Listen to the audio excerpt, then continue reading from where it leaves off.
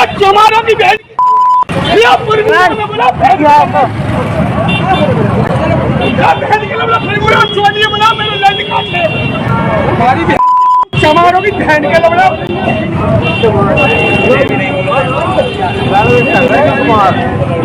बहन के लिए बोला बाजार बंद करूंगा 50 रुपए से जाएगी मेरे लड़ दे दूंगा खेला लगा के दारू पिए आप भाई से बात कर रहे हो ना ये गल्ला जो रिश्ते में पापा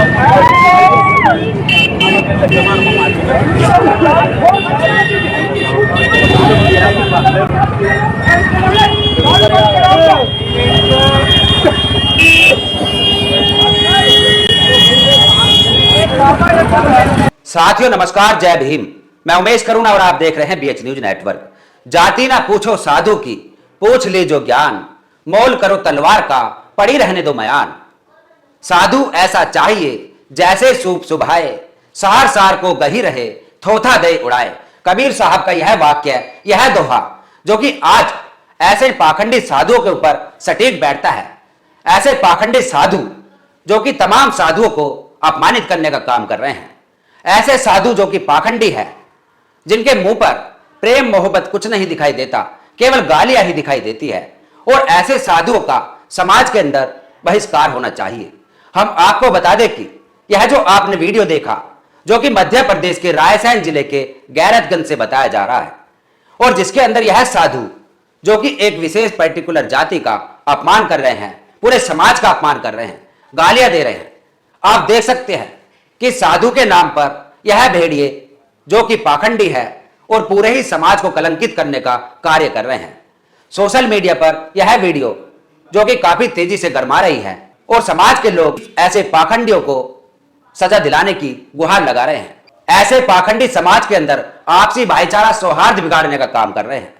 तो ऐसे साधुओं को कबीर साहब ने अपने दोहों के माध्यम से और संत शिरोमणि रविदास जी ने अपने दोहों के माध्यम से जो सबक सिखाया, और आज के समय में ऐसे ही साधु जो कि तमाम अच्छे साधुओं को बदनाम कर रहे हैं।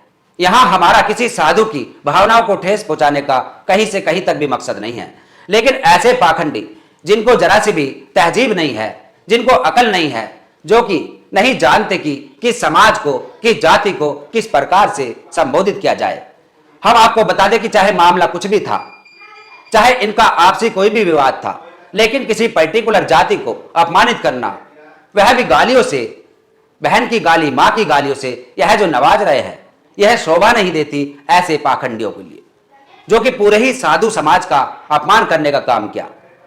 और कबीर साहब ने जो कहा कि जो तू ब्राह्मण ब्राह्मणी का जाया, आन बाट काहे न आया, ऐसे ही साधुओं के लिए यह तीखी टिप्पणी की गई कि पत्थर पूजे हरि मिले तो मैं पूजू पहाड़, घर की चक्की कोई ना पूजो जिसका पीस खाए संसार।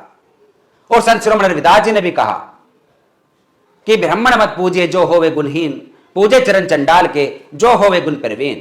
यदि यह पाखंडी अपने आप को तथाकथित ऊंची जाति से मान रहे हैं या अपने आप को समझते हैं कि हम ब्राह्मण है, तो इनकी गलत फहमी है, क्योंकि हर समाज में, हर जाति में, हर धर्म में हर प्रकार के लोग होते हैं। और ऐसे पाखंडी जो कि पूरे समाज को, पूरे धर्म को कलंकित करने का काम कर रहे हैं। हमारा यही कहना है कि मध्य प्रदेश सरकार ऐसे पाखंडियों को जल्द से जल्द सबक सिखाए और जेल की सलाखों के पीछे इनको जल्द से जल्द पहुंचाए। ना जाने भविष्य में ऐसे पाखंडी किस समाज को और अपमानित करे, किस धर्म के खिलाफ आग उगले, यह कहा नहीं जा सकता।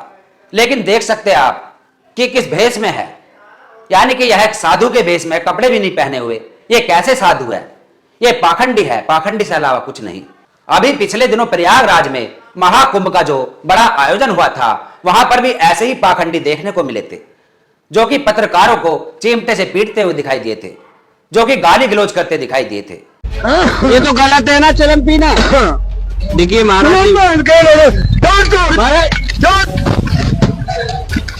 एक बात तो समझने वाली है कि चमार शब्द जो कि अपने आप में ब्रांड है, और चमार शब्द अक्सर ऐसे पाखंडियों के मुंह पर सुनने को मिलता है। ये चमार शब्द अक्सर जातिगत से जो लोग आज भी उस मनुवादी मानसिकता से शिकार है, उन लोगों के मुख पर यह शब्द सुनने को मिलता है, क्योंकि चमार शब्द अपने आप में बहुत ही गौरवशाली है। इसका इतिहास अपने आप में बहुत ही गौरवशाली रहा है और चमार शब्द से इसलिए ऐसे लोग घृणा करते हैं क्योंकि इनको मुंह तोड़ जवाब देने का काम चमार ही करता है। चमार एक वह कौम है जो कि मर सकती है, लड़ सकती है, लेकिन कभी भी झुक नहीं सकती। और ऐसा ही इतिहास में होता रहा कि चमारों ने ऐसे लोगों को मुंह तोड़ जवाब दिया और उन्होंने कभी समझौता नहीं किया, क्योंकि चमारों ने मरना व मिटना स्वीकार किया। चमारों ने अपने आप को फना होना स्वीकार किया, लेकिन चमारों ने कभी समझौता नहीं किया। वह अड़े रहे, लड़ते रहे और आज भी लड़ रहे हैं। और इसलिए चमार शब्द ऐसे पाखंडियों के मुख पर हमेशा आ जाता है और इसलिए लोग इसको उदाहरण के तौर पर या पहेलियों के तौर पर अक्सर यूज करते हैं, क्योंकि चमारों का जो इतिहास है वह काफी गौरवशाली रहा है। चाहे भीमा कोरेगांव हो, चाहे उसके अलावा चमरवंशी जो इतिहास रहा वह हो, क्योंकि चमारों ने कभी झुकना स्वीकार नहीं किया। चमारों ने अड़कर लड़कर पूरा इनका मुकाबला किया और इसलिए चमार जो है आज भी समझौता नहीं करते। वह लड़ जाएंगे, मर जाएंगे, लेकिन कभी झुकना स्वीकार नहीं करते। यह हमने चमारों का आपको इतिहास बताया। और इसलिए द ग्रेट चमार का जो बोर्ड लगाया गया था सहारनपुर के अंदर, वह इसलिए लगाया गया था कि अपनी जाति पर गर्व करो, ना कि अपनी जाति को हीन समझो। और इसलिए डॉक्टर बाबा साहब अंबेडकर जी कहते थे कि हम शासक कौम है, हमारे पूर्वज यहां पर शासक रहे, हमारा इतिहास गौरवशाली है। हमें झकझोरते थे जिससे कि हम अपने इतिहास को समझे और अपने आप को कभी कमजोर न समझे, अपने आप को कभी अपमानित न समझे। और इसलिए हमारा दर्शकों से कहना है कि ऐसे पाखंडी यदि जाति विशेष को इस तरह से टारगेट करते हैं, इस तरह से अपमानित करते हैं पूरे समाज को एक चमार शब्द से संबोधित कर कर, तो कभी अपने आप को कमजोर न समझे। कहीं ना कहीं इनको आज भी डर है तो वह चमारों से है, क्योंकि चमार ही कौम एक अपने आप में ऐसी है जो कि आज भी लड़ना जानती है। और इसके ऊपर आपका क्या कहना है? कमेंट्स में ऐसे पाखंडियों के खिलाफ 2 शब्द जरूर लिखें और देखते रहिए बीएच न्यूज नेटवर्क। यदि आपने हमारे चैनल को सब्सक्राइब नहीं किया तो सब्सक्राइब करें, वीडियो को शेयर करें, लाइक करें।